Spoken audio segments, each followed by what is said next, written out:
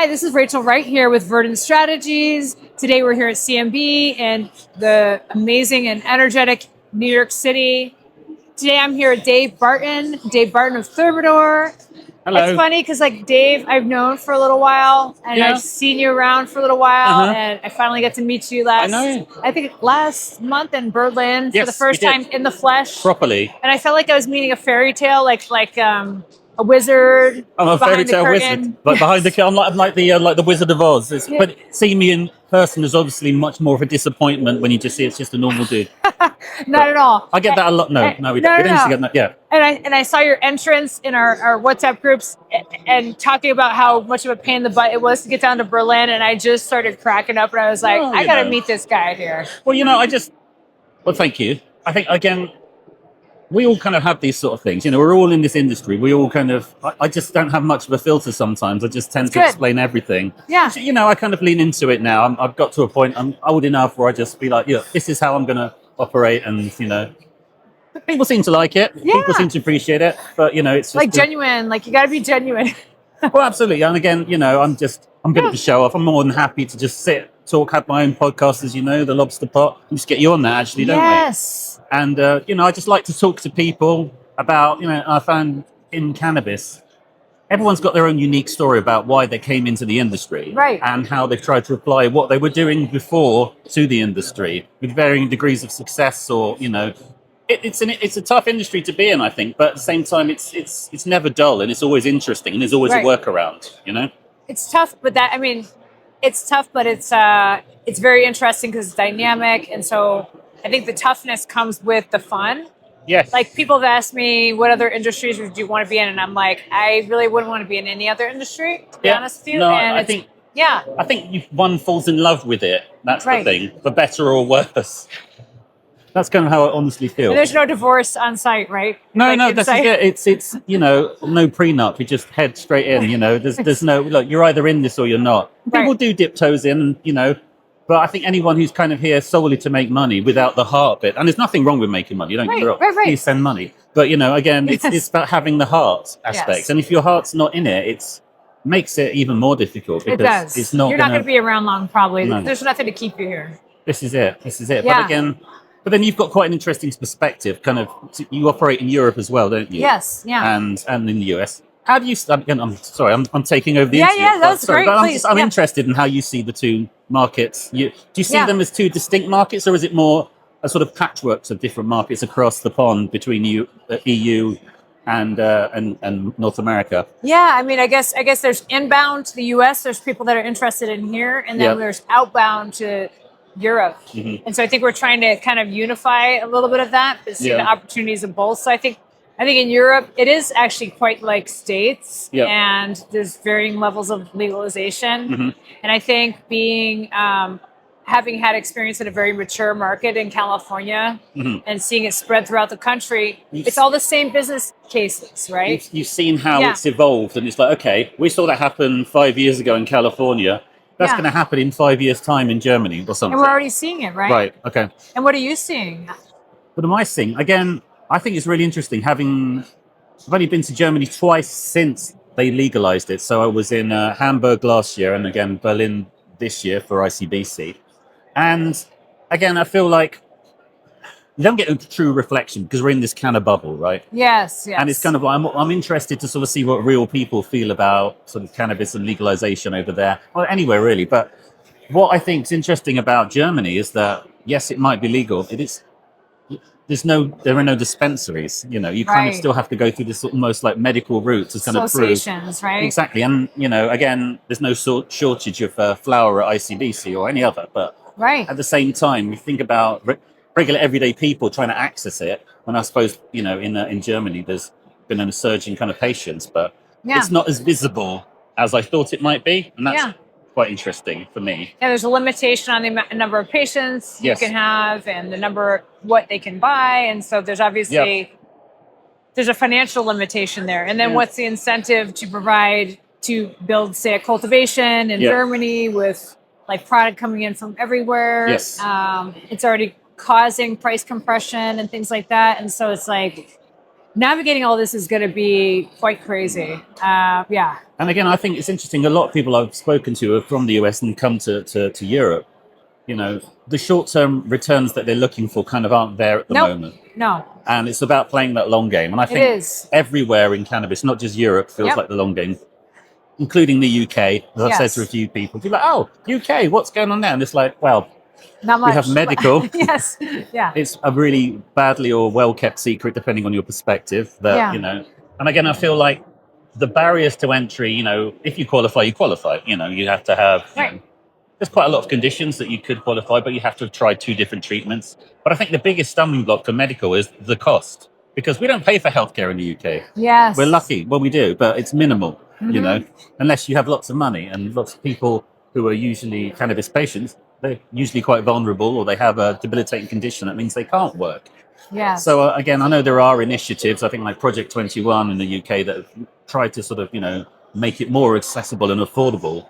But we still have that, you know, there's still a lack of knowledge in education. Right. And I think what I'd like to see, and again, if you're watching, you know, clinics in the UK, listen, is that kind of advocacy to actually say this is, and again, I know that, you know, Curaleaf and companies like that have tried to do advertising campaigns, but, you know, the restrictions being what they are, it's, you can't just say, hey, come try cannabis, we sell it, we're Curaleaf, you know, it doesn't, we have those kind of, so it's again, finding those ways around it, you know, and I think that's what smart operators within any business do. They find the loopholes. Right. They didn't say we couldn't do that, so let's try that and see if they stop us. Exactly. There's a little wiggle room here in the regulation, or that's what we have to do in the tax side of things. And I work with a lot of attorneys that figure out those loopholes, and then you always have the innovative business owners who sometimes they spot it first. Yeah. I mean, anyone, I think, working in the cannabis industry, whether it's an established market or a new one, we're still kind of figuring out, it's almost like 50 different, maybe not 50, 10 different industries in search of a kind of focus in a way. Yeah. Because people say, oh, is it like tobacco? Is it like pharma? Is it, you know, beverage? Yeah, exactly. And it's like, yes, but also no. Yes, exactly. And it's kind of about figuring out its own direction, I think. Do you know what I mean? Yeah. And I think that it's very unique. So you're not going to find anything like that. No. And I think that's... And that's why it's innovation. It's rife with innovation, which is, I made it sound bad, but it's full of innovation, which is very fascinating. I mean, out of interest, what innovations are you kind of excited about that you've seen, not necessarily here, but, you know, around the industry? I just like the innovative spirit in general. Right. I mean, I would say as far as innovations, I'm probably not at the forefront of those. It's not like it's a big tech kind of push. I mean, there are. I like the tech, yeah. But I mean, again, it's almost like, well, I've seen the I can't remember. I've got the card, Valenzuela. I can never say it properly. I'm sorry.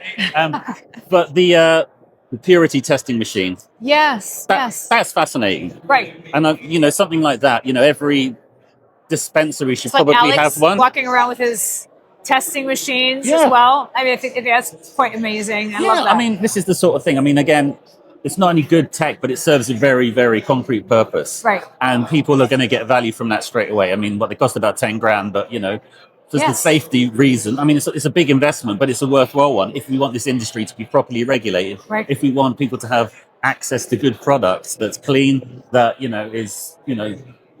So it's that sort of thing, when you say innovation. And things like that. But again, there's also a lot of innovation, inverted commas, where it's like tech for the sake of it. Yeah. And it's, okay, well, great, you have a new app that is a social app. Okay, great. Why can't we, you know, if I want to speak to my friends and smoke weed, we just do that over WhatsApp, you know? Yeah, exactly. So tell me about you, Thermidor, your business and what you do. I mean, so Thermidor is it's kind of an offshoot of my other business where we do kind of content marketing for sort of tech businesses, which is why I'm kind of interested a little bit when we're talking about the innovation and the tech side of things. But again, I basically sort of rediscovered cannabis probably about, just before the pandemic, and got to a point and was like, okay, I've hit 40, what's missing? So I started to kind of go, I used to like that. Oh, look, there's a whole industry. Oh, look, it's not quite here yet. Oh, I could qualify as a patient. So it was a kind of meeting of all of that. And I was like, okay, well, why don't I try and do what I do there? You know, kind of editorial, the writing, kind of press releases, case studies, all of that kind of content marketing complement into cannabis. And I feel like the industry particularly in Europe or the UK, isn't quite ready for that because they're still dealing with how do we actually run a business given these restrictions, you know? And it's very medicinal focused Yeah, as well. it's a whole thing. Right. It really is. Patient focused, and they're not really looking for marketing at that point, right? Yeah, exactly. Yeah. So they're not yet. And again, those who need to know already know to some extent. So I'm like, okay. But again, I've become quite well-known in the industry for kind of doing my podcast, for kind of doing speaking. But again, I kind of like all of it. It's all part of that communications mix. And also I'm working with... We're very big here in content marketing. Obviously, like we're in the advertising side of things here in the US. Well, you guys are kind of... There's a lot of opportunities out here for you. I think so. And I think, again, it's just what we like to see. We consume content in so many different ways. Some like to read, some like to watch videos, some like to listen to podcasts. Yeah. We kind of need to cater to that because, again, it's part of the messaging, it's part of what we do. It's part of, the broader sweep of things, isn't it? We just need to keep talking to people and keep trying to, It's like educate. Communication at the end of the day. Absolutely. And I think, again, if you're involved in this industry, you do need to have a bone of advocacy in what you're doing. Oh, for sure. So I think we're all trying to do that in our own different way. And for me, it's understanding what where the industry is moving to, depending on depending on which market you want to operate in, really. I think there's infinite opportunities, but we're still at that early stage, and it's all about, again, you fall in love with the mission. Yes. Oh, I love the mission. I'm on a mission too. So it's like, we've got to keep doing this. I'm very mission oriented. Yeah. Save one company at a time or one group at a time from either bad tax practices or, predatory. Oh, we should talk. Yes. No, totally. I don't know. Well, I'm UK anyway. I don't know. Anyway. Yeah. Oh, So where do we find your podcast? Sorry? Where do we find your podcast? Well, it's on YouTube. It's called The Lobsterpot. And also you'll find it on Spotify as well. So do tune in. I didn't know that. Tune in. Yeah. Good job. Yeah, so again, I love speaking to people. If you've got an interesting story or from an obscure part of the world that, is thinking about legalizing cannabis or has questions, I think, I'd love to just talk to people. Yeah. So, again, that's and so if somebody's gonna bring you in to help, are these service professionals? Are these ancillary providers? All of the above. Companies? I'm kind of grounded, I guess. A lot of what I do is the kind of B2B stuff. B2B. So again, it's about creating those materials, helping search engine optimization, writing good content, not just AI generated stuff. Stuff that because again, there's a lot of. I think it needs to be informative and interesting. Yes. It can't just be information for its own sake. And I think that's one of the traps it's easy to fall into. Yeah.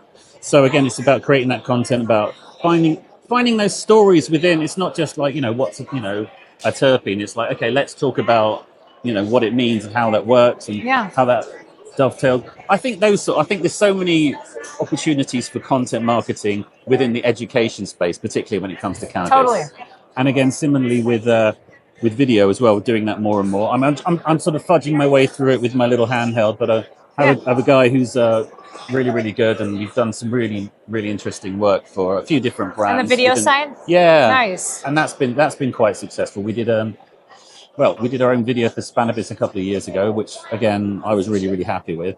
And we've done some stuff with Rad Source. They had an innovation day in the Netherlands last year. Yeah. So we kind of filmed their new irradiation machine, which was kind of... Oh, that's again, cool. They had like a whole thing. It was a really interesting mix. You had some really smart science people. And then you had like legacy growers from the Dutch market. I'm like, only in cannabis do you find these two groups of people here.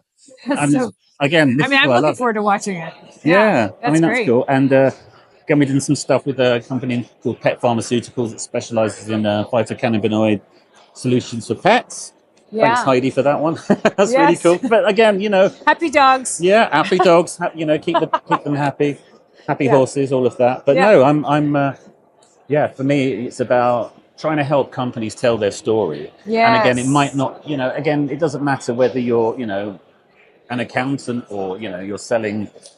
Extraction equipment. Yes. These things are interesting. They are. We can, and draw attention to them. It humanizes everything. Exactly. And makes it relatable. It really is. We have to find that way in. And it's not, sometimes it's just telling people, trying to cut through the complexity. Yep. Other times it's telling that story or doing both. Yeah. And I think storytelling is at the heart of it. I love storytelling. I always tell stories about like my experiences in business and case studies. because I honestly I have a hard time putting words to certain things, and so the stories help bring it alive. Oh, 100%. Yeah. So where do we find you? Like, if somebody wants to get video production Well, you'll find me at www.thermidor.wtf, and that is actually a domain that you can buy. I have 2 of them, but that's where you'll find me. Also, check out the Lobsterpot on YouTube and Spotify, and or just hit me up. I'm around. Let's do it. I'm on LinkedIn. Call my people, and I'll call them back and then speak to you. Anyway, we'll get there. But thank you very much, and thank you, Rachel. Thank you. And if you see, like, what is it, the green lobster symbol? Yeah, you see the lobster. I saw that for years. It really stood out for me, and now I know who you are. Exactly, that's it. So, but that's all good, Got to be memorable. Always got to have your shtick. Yeah. That's how I think of it. Awesome. Thanks, Dave. Thank you. Awesome. So there you have it. Rachel Wright here with Verdant Strategies at CNB Podcast Row. Thanks to Dave, by the way, for inviting us. Very welcome. You came. We came. You win the competition. We're coming You win back. the competition for best stand at the podcast. Don't tell them. Don't tell anyone Do we really? else. I think. I mean, look at this. I said earlier, you didn't come to take part. You came to take over, and I respect that. I do. Thank you. Yeah, we're coming in force. So. Absolutely. With that, thanks for the opportunity to be here. Thank you. And My pleasure. have a great rest of your day, guys. Thank you.